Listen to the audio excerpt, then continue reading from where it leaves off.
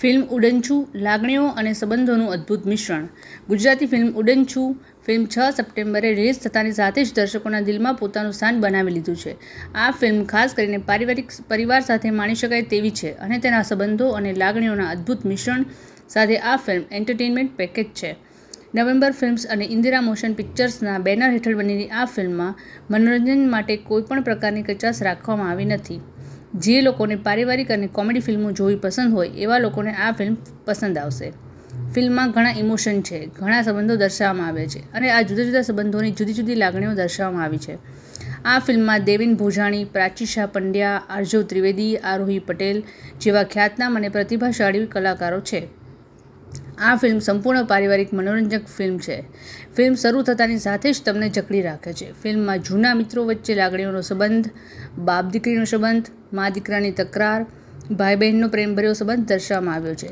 તો કેવી રીતે હાઉસ હેલ્પને પરિવારનો જ ભાગ માનવામાં આવે છે એ પણ દર્શાવવામાં આવ્યું છે. આ ફિલ્મની સ્ટાર કાસ્ટે પોતાની ભૂમિકાને સંપૂર્ણ ન્યાય આપ્યો છે. સિંગલ મધર પાનકોર પાપડવાલાની ભૂમિકામાં અભિનેત્રી પ્રાચી શાહ પંડ્યા ઊંડાણ અને આકર્ષણ લાવે છે, તો સિંગલ ફાધર હસમુખ મહેતા તરીકે દેવેન ભોજાણીએ ખૂબ જ સારું કામ કર્યું છે.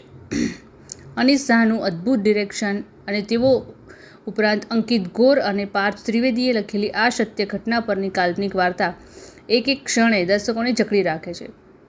ફિલ્મના દરેક કલાકારોએ પોતાના પાત્રને પૂરી રીતે ન્યાય આપ્યો છે. ક્રીના એ હસમુખ પટેલની દીકરી હોય છે જેમનું સામાન્ય ફેમિલી બેકગ્રાઉન્ડ હોય છે, જ્યારે હાર્દિક એ સિંગલ મધર પાનકોર પાપડવાલાનો દીકરો હોય છે જેમનો ખૂબ મોટો પાપડનો બિઝનેસ હોય છે. સહાયક કલાકારોમાં પિન્ટુ મામા તરીકે જય ઉપાધ્યાય, જાહ્નવી તરીકે અલીશા પ્રજાપતિ અને સેમી તરીકે નમન ગોરનો સમાવેશ થાય છે. તેઓએ આ ફિલ્મની વાર્તામાં 4 ચાંદ લગાડી દીધો છે. ઉડનચુ ગુજરાતી સિનેમામાં કુટુંબ અને આનંદની પરિચિત થીમ્સ પર તાજગીપૂર્ણ પરિપ્રેક્ષ્ય પ્રદાન કરીને પોતાને અલગ તારવે છે. ઉડનચુ તેના સંબંધિત પાત્રો અને સાર્વત્રિક અપીલ સાથે એક નવો વળાંક રજૂ કરે છે. ઉડનચુ એ એકમાત્ર ફિલ્મ નથી, તે જીવન, પ્રેમ અને હાસ્યનો ઉત્સવ છે.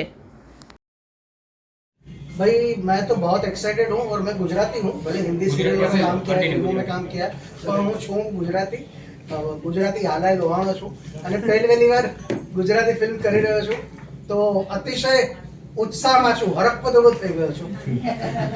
તો અને હા ઓફકોર્સ થોડી નર્વસનેસ પણ છે કે ભાઈ ગુજરાતી પ્રજાએ મને બધી જગ્યાએ પ્રેમ મળ્યો છે. ખાસ કરીને આપણી ગુજરાતી પ્રજાએ મને ખૂબ પ્રેમ આપ્યો છે આટલા વર્ષોમાં, આટલા બધા કેરેક્ટર્સમાં, કે be as a actor or as a director. અને આ પહેલી વાર આ નવો પ્રયાસ છે મારો. તો મેં મારી રીતે પૂરી મહેનતથી અને ધૈર્ય સાથે ડેડિકેશન ને વોટ એવરીથિંગ ઓનેસ્ટલીથી મેં કામ કર્યું છે. અને બસ આશા રાખું છું કે ઓડિયન્સને આ ઉડનચુ મારી જે ફિલ્મ છે એ ગમે.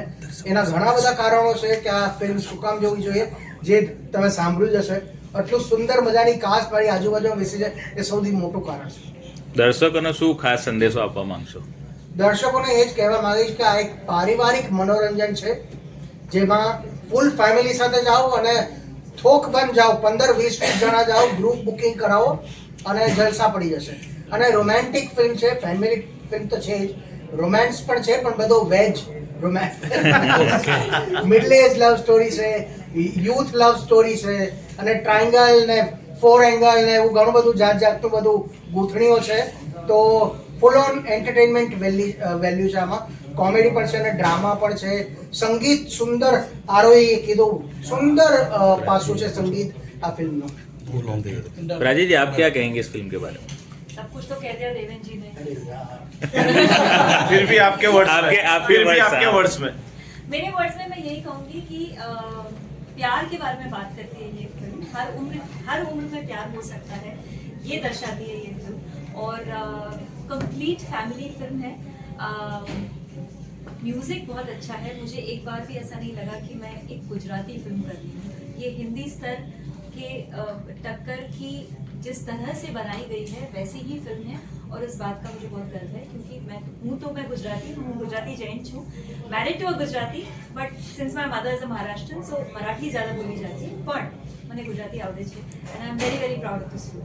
સર, એક બીજો શોર્ટ સવાલ, ગુજરાત સાથે બીજા કયા અન્ય રાજ્યોમાં પણ રિલીઝ થવાની છે?